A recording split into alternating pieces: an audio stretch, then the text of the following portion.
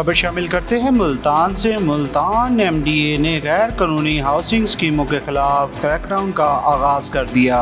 DG MDA doctor Mohammad Zahid Ikram के अहकामात पर MDA enforcement team का गैर मंजूर शुदा हाउसिंग स्कीमों के खिलाफ कार्रवाई। इन्फोर्समेंट टीम ने मजमूई तौर पर 4 हाउसिंग स्कीमों के ऑफिस सील करके स्ट्रक्चर को तोड़ दिया। सदरन बाईपास रोड पर सगीर गरमानी और जैन शाह की गैर मंजूर शुदा गुलबर्ग एग्जेक्टिव हाउसिंग स्कीम के दफ्तर को सील कर दिया गया। मतीतल रोड पर एडम हाउसिंग स्कीम में गैर कानूनी तौर पर एक्सटेंशन करने पर मरकजी दफ्तर सील कर दिया गया।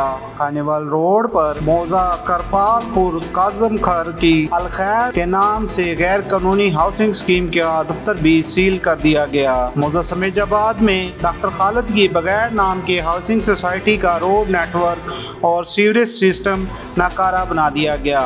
इस मौका पर डॉक्टर जाहिद इकराम का कहना था कि गैर कानूनी हाउसिंग स्कीमों के खिलाफ मुसलसल बिला इल्तियाज कार्रवाइयाँ जारी रखी जाएंगी।